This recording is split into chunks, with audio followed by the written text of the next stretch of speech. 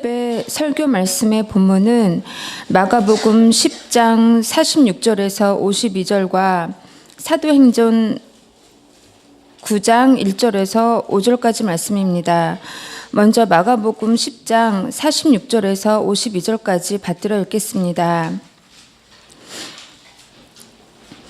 그들이 여리고에 이르렀더니 예수께서 제자들과 허다한 무리와 함께 여리고에서 나가실 때에 디메오의 아들인 맹인 거지 바디메오가 길가에 앉았다가 나사렛 예수시란 말을 듣고 소리질러 이르되 다윗의 자손 예수여 나를 불쌍히 여기소서 하거늘 많은 사람이 꾸짖어 잠잠하라 하되 그가 더욱 크게 소리질러 이르되 다윗의 자손이여 나를 불쌍히 여기소서 하는지라. 예수께서 머물러 서서 그를 부르라 하시니 그들이 그 맹인을 부르며 이르되 안심하고 일어나라 그가 너를 부르신다 하매 맹인이 겉옷을 내버리고 뛰어 일어나 예수께 나아오거늘 예수께서 말씀하여 이르시되 내게 무엇을 하여 주기를 원하느냐. 맹인이 이르되 선생님이여 보기를 원하나이다. 예수께서 이르시되 가라 내 믿음이 너를 구원하였느니라 하시니 그가 곧 보게 되어 예수를 길에서 따르니라. 아멘. 사도행전 9장 1절에서 5절까지입니다. 사울이 주의 제자들에 대하여 여전히 위협과 살기가 등등하여 대제사장에게 가서 다메섹 여러 회당에 가져갈 공문을 청하니 이는 만일 그 도를 따르는 사람을 만나면 남녀를 막론하고 결박하여 예루살렘으로 잡아오려 함이라. 사울이 길을 가다가 다메섹에 가까이 이르더니 호련히 하늘로부터 빛이 그를 둘러 비추는지라. 땅에 엎드려져 들으매 소리가 있어 이르시되 사울아 사울아 내가 어찌하여 나를 박해하느냐 하시거늘 대답하되 주여 누구시니까 이르시되 나는 내가 박해하는 예수라. 아멘. 네, 오늘 본문은 지난번에 했던 마가복음 10장 46절 52절까지의 말씀인 소경 바디메오, 맹인 바디메오에 대한 말씀과 또 사도행전 오늘 읽은 9장에 사울이 예수 그리스도를 만난 이야기를 통해서 죄인을 사랑하신 예수님을 다시 한번 보기를 원합니다. 사랑을 입은 자는 그 사랑에 대해서 매우 특별하게 생각할 수밖에 없습니다. 누구에게 대하여든 먼저 사랑을 해본 자에게 편해서가 아니라 또 누군가의 그 사랑을 받아본 입장에서는 더욱 그 사랑에 대해서 생각을 하게 됩니다. 오늘 이 본문에서 사랑을 주는 자와 또 받는 자가 또 어떤 상황에 있는지 그 입장과 태도에서 말씀의 은혜를 함께 받고자 합니다. 첫 이야기는 이 맹인 바디메오가 예수님을 만나는 장면에서 벌어집니다. 예수님께서 여리고에 이르셨고 많은 무리가 예수님을 따르게 됩니다. 그리고 이제 예수님과 그 제자들이 머물렀던 여리고를 떠나서 다른 곳으로 가시려고 합니다. 자, 이곳의 상황이 지금 매우 어수선하고 사람들끼리 서로 이야기를 나누고 있은 여러 가지 상황임이 그려집니다. 정작 그들이 뵙고 싶은 예수님은 보이지가 않고 자신의 앞사람을 바라보고서 뒷사람들이 종종 따라가고 있는 그림도 그려집니다. 예수님 가까이에 가고자 하나 가지 못하고 있고 예수님 계신 곳에 가까이 가고자 하면 앞사람을 또 밀치고 지나가야 하는 상황도 지금 오늘의 상황입니다. 다시 말해서 예수님을 만나 배울 수 있는 편안하고 정숙된 지금의 예배의 분위기가 아니라고 지금 우리는 볼 수가 있습니다. 성경은 이 상황에서 예수님께서 맹인 바디메오를 만나시는 사건이 등장합니다. 성경은 왜 이렇게 복잡하고 정신없어 보이는 상황에서 구원의 이야기를 우리에게 들려주고 있습니까? 지금 이 상황은 복잡한 상황이고 여전히 정신없는 상황이기에 예수님께서 바디메오의 어떤 사연을 주의 깊게 자연스럽게 들어줄 수 있는 상황도 아니어 보입니다. 반대로 바디메오가 예수님을 가까이에서 쉽게 만날 수 있는 상황도 아니 보입니다. 이 상황은 무언가 효과적인 준비가 되어 있는 상황으로 보이지가 않으며 앞으로도 그 상황이 별로 그렇게 조용하게 진행될 것으로 보이지 않습니다. 그러나 성경은 이 상황에서 맹인 바디메오의 구원 사건을 우리에게 말씀하십니다. 첫 만남에서부터 이 사건은 매우 극적인 상황임이 분명합니다. 그리고 이 극적인 상황에서 예수님과 바디메오가 만나게 되는 그 상황, 그 이후로도 모든 상황이 매우 극적임을 우리는 짐작하게 됩니다. 지금 이 바디메오는 예수님을 만나기 위한 어떠한 철저한 준비가 있어 보이지가 않습니다. 예수님과 제자들의 그 누군가를 받아들이고 가만히 멈춰서서 상황을 해결할 수가 있는 그런 상황도 아니어 보입니다. 자, 그리고 이어지는 두 번째 이야기가 오늘 사울이 예수님을 만나 배우는 사건입니다. 자, 사울이 예수님의 제자들을 잡아서 감옥에 넣고자 합니다. 성경에 보니 위협과 살기가 등등하였다고 말씀합니다. 도를 따르는 사람을 만나면 남녀를 막론하고 결박하여 예루살렘으로 잡아오려고 했던 자가 이 지금 바울이었고 그 마음의 상태입니다. 자, 이 다메섹과 예루살렘이 하루 이틀 사이에 갈 수 있는 거리도 아닐 뿐더러 돌아오는 길까지 생각한다면 이 길이 대단히 장거리 여행이 길이 여정이 될 거라고 생각이 되는 바, 그러나 사울은 이에 전혀 개의치 않은 모습을 본문에서 확인하게 됩니다. 길에서 사울이 다메섹에 가까이 이르를 때 하늘로부터 소리가 이르러서 이를 듣게 됩니다. 사울아 사울아 내가 어찌하여 나를 박해하느냐. 이에 사울이 엎드려서 다시 묻습니다. 주여 누구시니이까. 자, 이 물음에 예수님께서 이렇게 대답을 하십니다. 나는 내가 박해하는 예수라. 자, 사울은 자신과 함께 지금 예수 믿는 자들을 잡아오려는 사람들과 함께 다메섹으로 가고 있습니다. 열심히 가고 있습니다. 자, 이곳에서 사울은 예수님을 만나 배울 준비를 하고 있지 않습니다. 예수님께서도 사울을 이곳에서 꼭 만나야겠다고 준비하는 상황도 아니어 보입니다. 자, 이미 예수님께서는 이 유대 땅에서 육체로 계시는 분이 아니시고 이미 부활 승천하셔서 하늘 보좌에 앉아 계신 분입니다. 다시 말해서 다메섹 도상 즈음에 예수님이 기다리고 계셨다가 사울이 마침 다가오니 그를 만나주신 상황이 아니라고 하는 것입니다. 이미 하늘에 계신 분, 그분은 스데반 집사의 그 고백을 통해서 우리는 분명하게 알 수가 있습니다. 스데반이 성령 충만하여 하늘을 우러러 주목하여 하늘의 하나님의 영광과 예수께서 하나님 우편에 서신 것을 보고 말하되 보라 하늘이 열리고 인자가 하나님 우편에 서신 것을 보노라 한데, 자, 이 말씀에서 분명히 우리가 알 수 있는 것처럼 현재 이 상황에서 어떠한 것도 예수님을 만날 수 있는 충분한 준비가 되어 있지 않은 것을 우리는 보게 됩니다. 그리고 이 상황은 그렇기 때문에 매우 극적으로 여겨지는 상황이 됩니다. 이 상황에서 사울은 예수님을 만나게 되고 예수님께서는 친히 바울을 만나주시는 상황이 됩니다. 자, 여러분은 예수 그리스도를 어떻게 만나셨습니까? 여러분은 예수님을 만나 배울 때 어떠한 마음 상태에서 또한 만나셨습니까?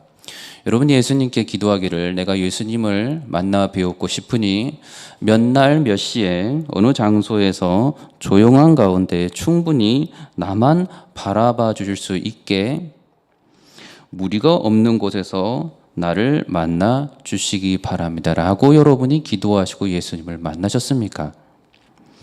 자, 예수님께서는 여러분을 만나 주실 때 여러분의 기도 가운데 내가 몇 날 몇 시에 너를 찾아갈 것이니 마음을 정리하고 모든 충분한 준비를 다 하고 난 후에 내가 갈 때 주저함없이 나를 받으라라고 여러분의 기도 가운데 그 응답을 듣고서 여러분은 예수 그리스도를 만나셨습니까?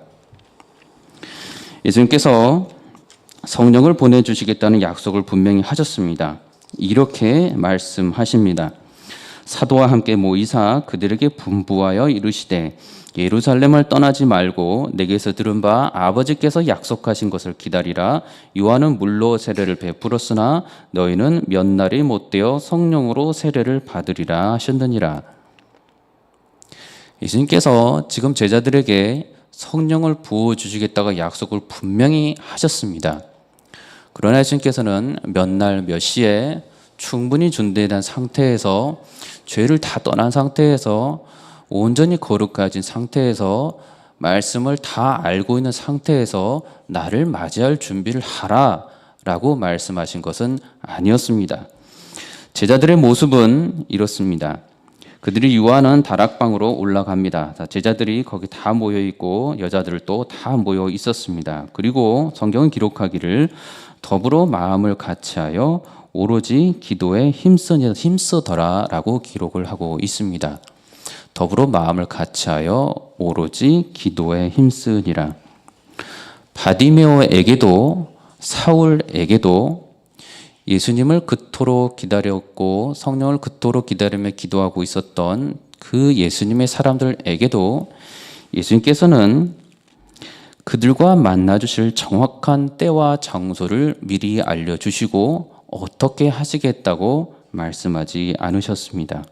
그들이 알지 못하는 상황에서 그러나 예수님의 입장과 하나님의 계획에서는 완벽한 시간 안에서 이 놀라운 사건들이 다 벌어졌습니다.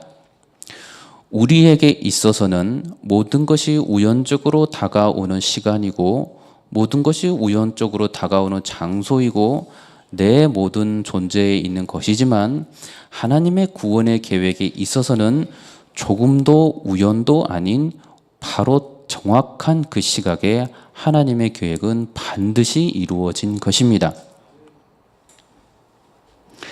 바디메오 예수님을 향한 간절한 마음의 상태, 사울의 철저한 하나님을 향한 반역의 상태, 예수님이 제자들이 성령을 간절히 기다리고 있는 이 마음의 상태는 우연으로 보이지만 결코 우연이 아니라는 사실입니다.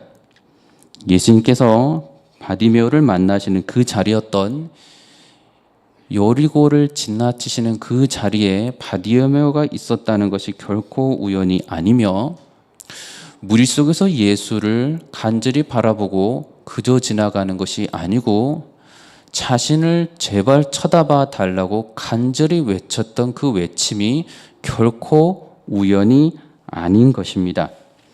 사람들이 북적대던 그 소란스러움에서 자신의 질병을 고쳐주시고 그를 구원해 주셔야만 한다는 그 간절한 외침이 결코 그 자리에서 갑작스럽게 우연히 발생한 사실이 아니라는 것입니다.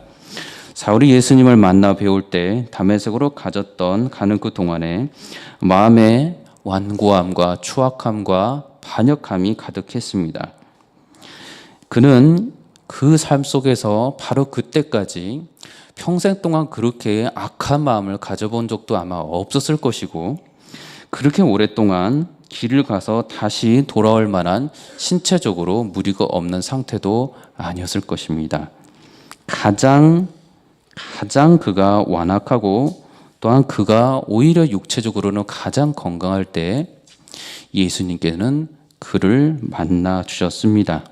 그리고 이 사건은 너무나 극적인 사건이 되었기 때문에 바울은 이 사건을 그의 평생의 사역을 하는 동안 계속해서 고백을 하고 있는 것입니다.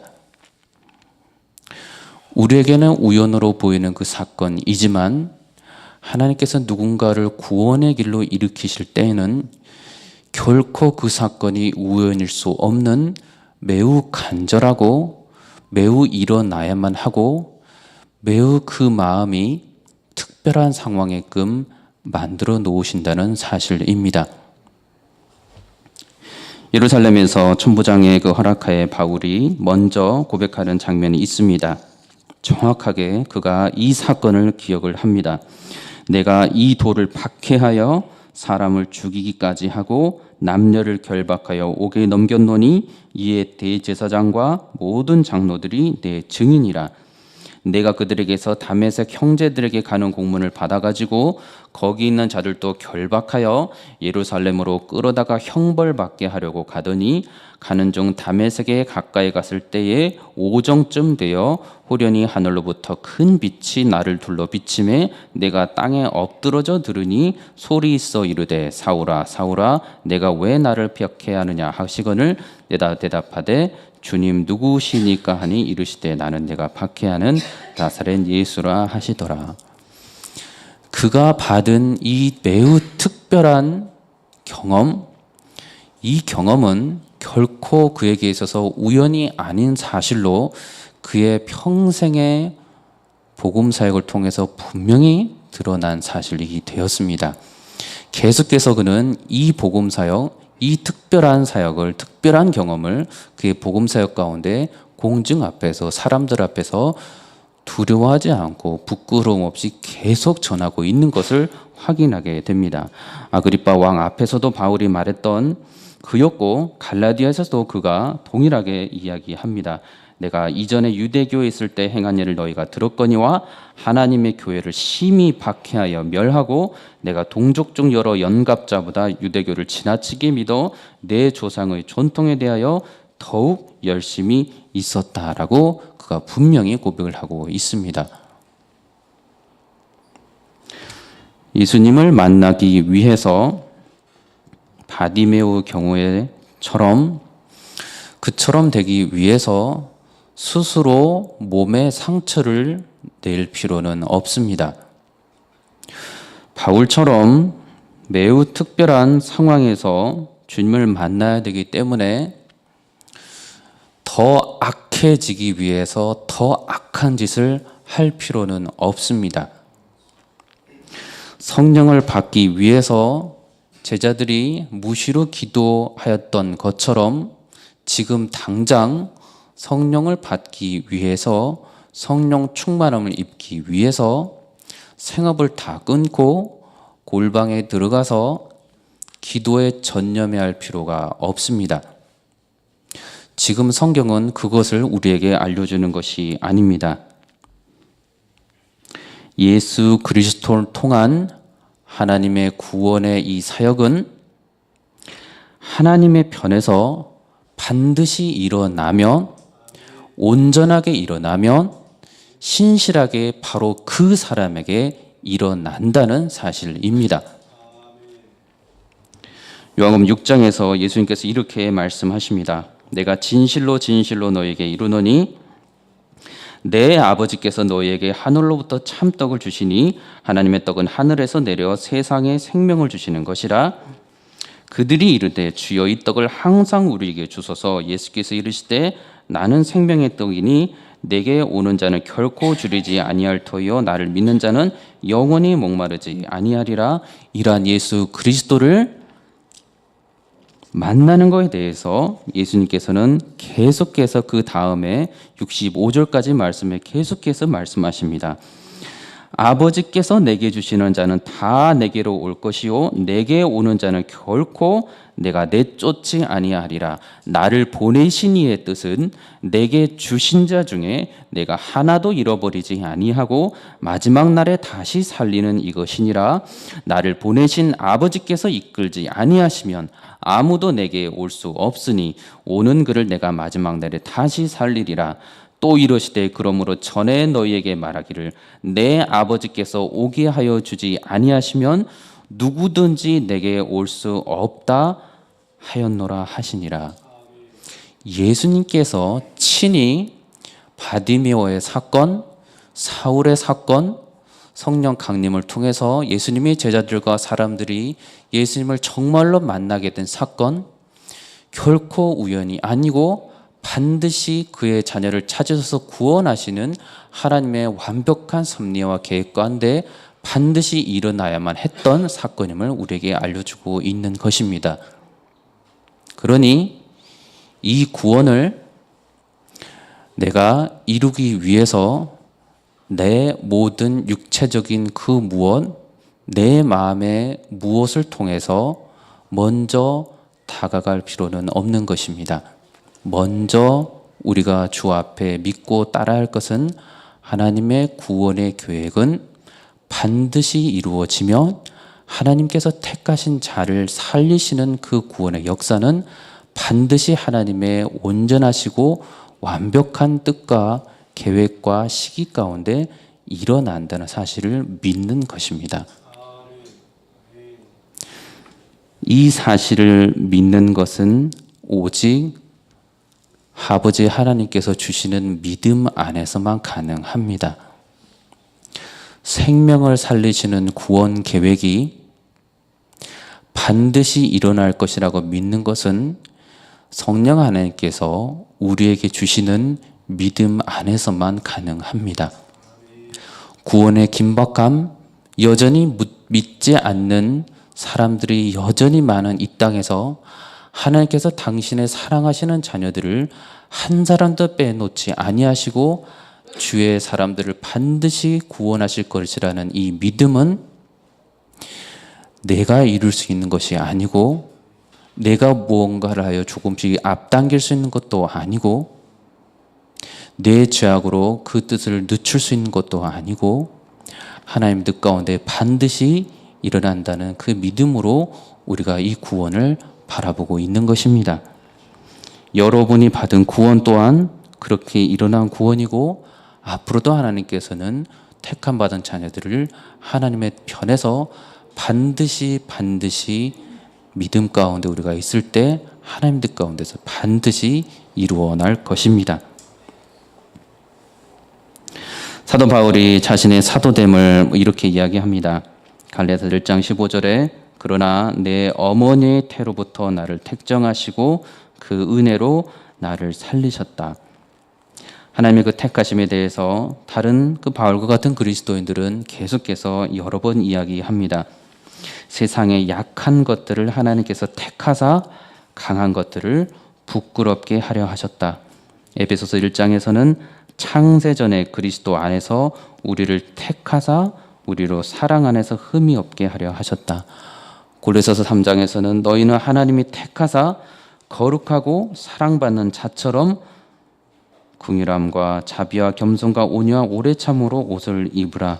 로마서 9장에서는 하나님의 뜻이 행위로 말미암지 않고 오직 부르시는 이로 말미암아 서게 하려 함이라. 데살로니가 후서 2장 13절에서는 하나님께 감사할 것은 하나님이 처음부터 너희를 택하사 성령의 거룩하게 하심과 진리를 믿음으로 구원을 받게 하심이니. 그리스도인들은 구원을 받은 자이고 또 구원을 전하는 자입니다. 그렇기 때문에 어떨 때는 우리 마음 가운데 마음의 조급함이 생길 때도 있습니다. 더 많은 사람들 향해서 지금이라도 복음을 전해야 되는데 내 구원이 받은 이 구원이 저 다른 사람들에게는 이루어지지 않으면 어떡하나라는 조급함과 두려움이 생길 때도 있습니다.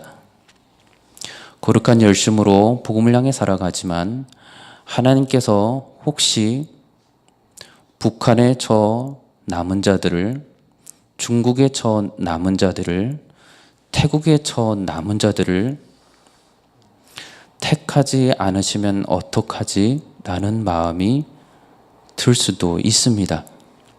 그러나 복음의 자유가 없는 곳에서도 하나님께서는 반드시 택함받은 자녀를 저와 여러분처럼 때는 알 수 없고 장소는 알 수 없지만 하나님께서는 반드시 복음을 전하는 자를 통하여서 저와 여러분이 복음을 듣고 구원받은 것처럼 반드시 구원을 받게 하십니다. 우리가 그것을 믿기에 지금도 복음을 전하는 것이고 우리가 그 하나님의 완벽한 섭리와 구원의 계획을 믿기에 지금도 의심하지 않고 혹여나 우리의 그 믿음이 흔들릴 때마다 말씀을 붙잡고 다시 요동하지 아니하고 나를 구원하신 하나님이 저들도 반드시 남은 자를 구원하시리라는 온전한 믿음 가운데 우리가 복음을 전하는 것입니다. 반드시 택하셔서 구원의 길로 이끌어 주실 것입니다. 그러나 이 가운데 우리가 공통적으로 보여주는 알게 되는 태도가 있으니 그것은 하나님을 만나 배우려는 열심이었습니다. 놀랍게 공통적으로 나타나는 것은 하나님을 만나 배우는 자는 반드시 하나님을 만나 배웁고자 하는 열심이 그 가운데 있습니다. 바디메오가 예수님을 만날 때 우리가 읽었던 것처럼 예수님 향해서 큰 소리로 외칩니다. 나사렛 예수시란 말을 듣고 소리질러 이르되 다윗의 자손 예수여 나를 불쌍히 여기소서 하거늘 많은 사람이 꾸짖어 잠잠하라 하되 그가 더욱 크게 소리질러 이르되 다윗의 자손이여 나를 불쌍히 여기소서 하는지라. 이 정도의 외침은 바디메오가 아마 그의 평생에서 처음 있었을 외침이었을 수도 있습니다.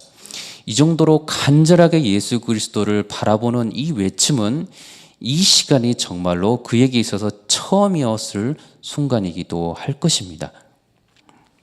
사울도 잘못된 열심이었지만 우리가 볼 수 있는 것은 그는 이 열심이 하나님을 향한 진짜 열심이었습니다.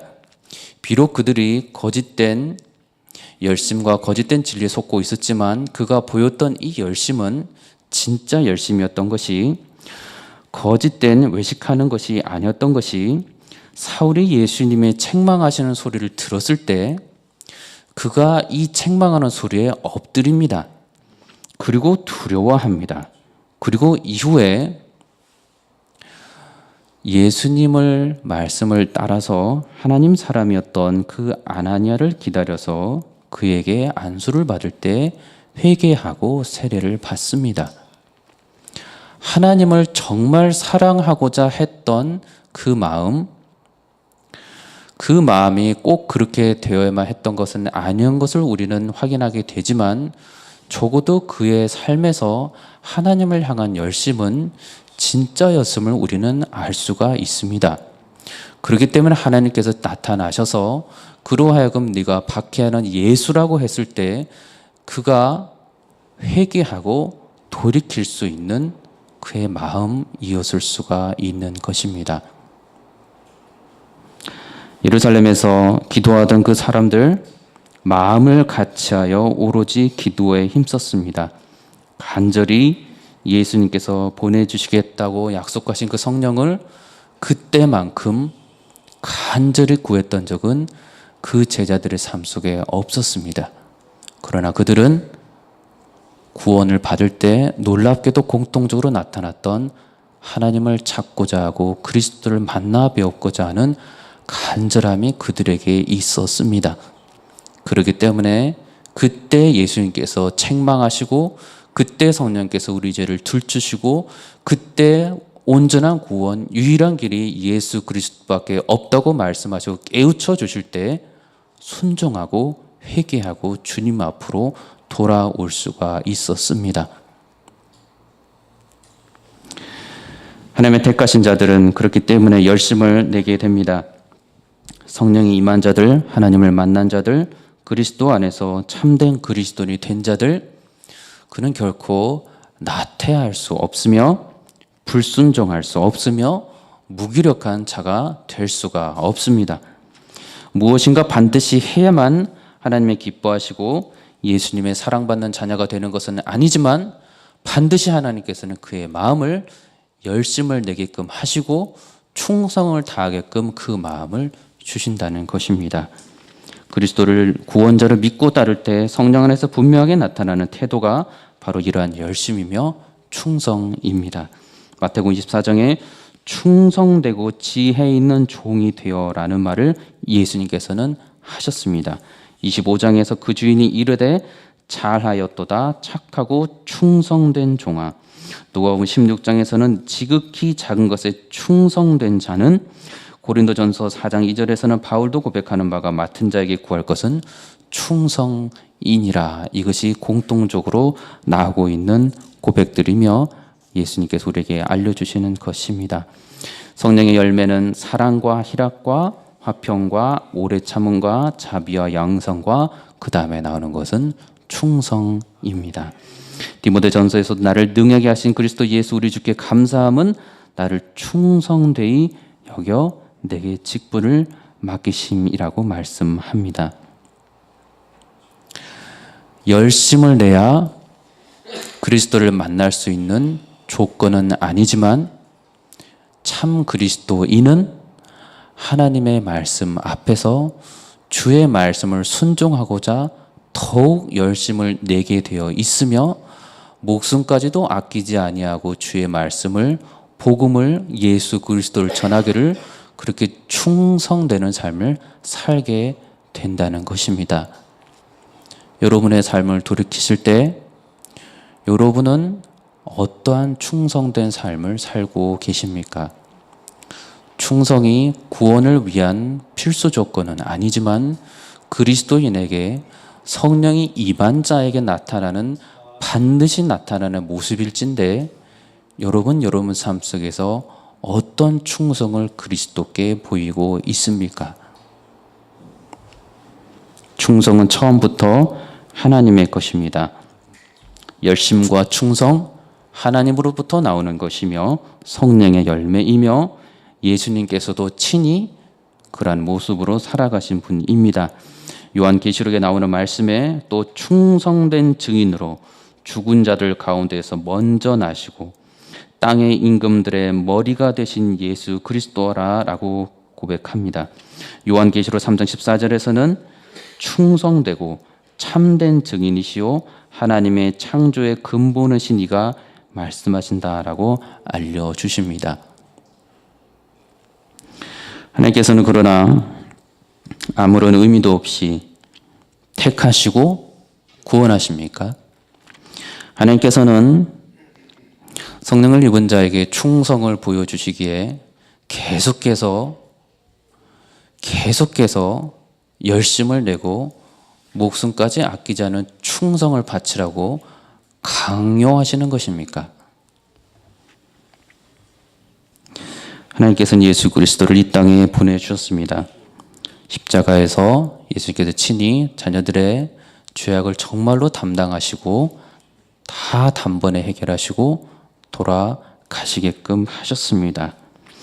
예수님께서는 이 하나님의 뜻에 온전히 순종하셨고 하나님의 뜻에 합하여서 이 모든 자녀들의 죄를 정말 짊어지시고 십자가에 못 박혀 돌아가셨습니다. 죽으신 예수님 3일 만에 정말로 부활하셨고 승천하셨습니다. 다시 오시겠다고도 약속해 주셨습니다. 예수님의 이 약속은 지금도 그래서 현재 진행 중이며 지금의 여전히 하나님의 택하심을 받은 남은 자들 그들은 여전히 그리스도 앞에 회개하고 아버지 하나님께로 돌아오고 있습니다. 자, 이것은 아버지 하나님의 그리스도를 통한 의미 없는 계속적인 사역의 연속입니까? 계속적으로 의미 없이 부지런히 진행만 되고 있는 구원의 일입니까? 아무런 감정도 없이 계획에 따라서 큰 프로젝트가 있어서 그 프로젝트를 오늘 이만큼, 내일 이만큼, 천년 후에 이만큼 이루시고자 하는 하나님의 뜻에 따라서 기계적으로 이루시는 하나님의 구원 사역입니까? 그리스도인으로 복음을 전하는 자입니다. 거룩을 향해서 계속해서 걸어가는 자입니다. 여러분은 평생을 통해서 예수님께서 맡겨주신 이 구원의 사역을 커다란 프로젝트 안에서 아무런 감정도 없이 기계적으로 오늘 전도 한 명, 내일 성경 한 구절, 10년 후에 전도 100명, 10년 후에 말씀 100구절, 여러분은 그렇게 기계적으로 신앙생활을 하고 있습니까? 하나님께서는 우리를 사랑하셨습니다. 하나님께서는 이 땅 백성들을 정말로 사랑하셨습니다. 정말로 사랑하셨기에 그의 사랑하시는 아들 독생자 예수 그리스도를 그의 사랑하시는 자녀들과 영원히 사랑 가운데 살고 싶으셔서 이 땅에 정말 보내주셨고 대속의 그 저주의 십자가를 지도록 하셨습니다. 먼저 아버지 하나님께서는 그리스도를 통하여서 우리를 사랑하신다는 것을 분명하게 보여주셨습니다. 사랑하신 예수님을 만나고 계십니까? 여러분은 예수님이 사랑이시라는 것, 그리고 여러분도 지금도 그 사랑 안에 간절히 머물며 복음의 사역을 감당하고 계십니까? 아니면 기계적으로 훈련받은 바가 있어서 단지 일의 또 하나로 복음의 사역을, 일을, 프로젝트를 하나씩 이루고 있습니까?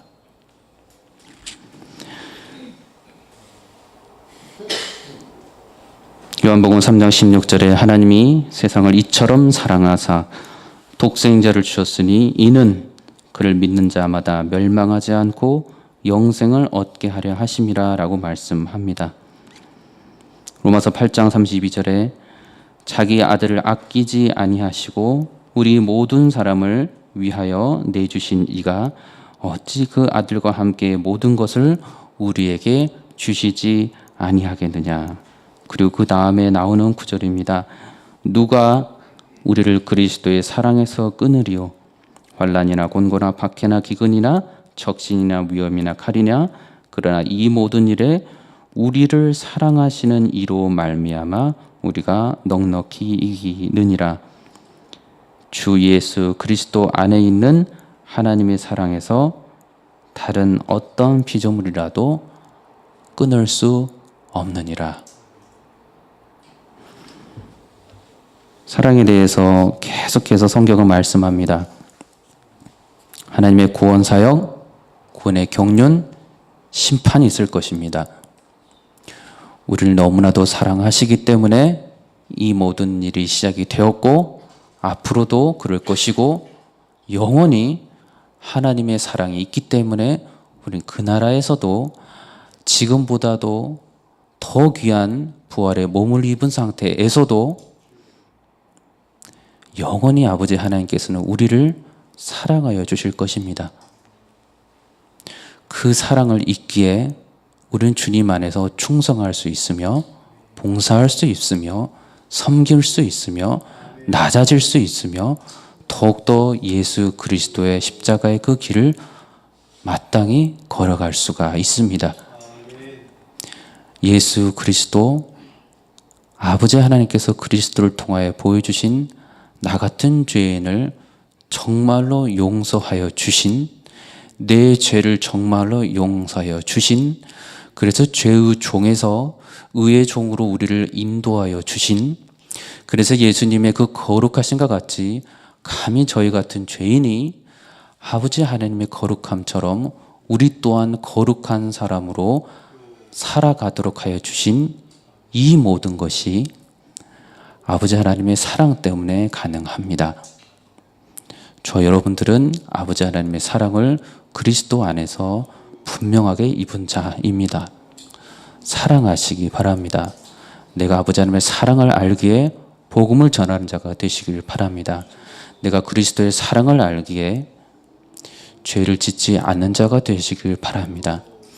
예수님께서 나를 위해서 십자가 못 박혀 돌아가신 그 사랑이 너무나도 크기에 더욱더 거룩하게 살아가시기 바랍니다. 성령의 열매, 일이 아닌, 프로젝트가 아닌, 복음, 전도, 일이나 프로젝트가 아닌 나를 사랑해 주신 그 사랑이 있기에 그 사랑을 못 이겨서 정말로 감사하고 그 사랑에 보답하는 마음이 너무 크고자 하여서 더욱더 충성하는 여러분들이 되시길 바랍니다. 이 구원의 계획이 하나님의 온전한 가운데 이루어졌습니다. 앞으로도 우리는 이 받은 구원이 결코 끊어지지 않을 것을 알기에 바디메오가 곧 예수를 길에서 따랐던 것처럼 사울이 그렇게 회심한 이후에 평생 동안 예수를 따르고 살았던 것처럼 성령 강림 이후에 제자들이 평생 동안 예수를 따르며 살았던 것처럼 그렇게 예수님의 사랑을 입은 자로서 예수님을 위해서 평생 동안 충성되게 살아가시는 저와 여러분들 되시길 주의 이름으로 축원합니다.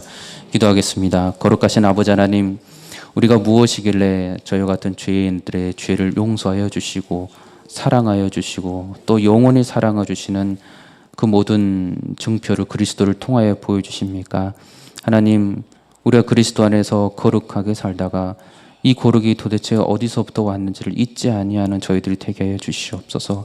내가 복음을 전하다가 이 복음을 왜 전해야 되는지 잊지 아니하는 저희가 되게 하여 주시옵소서.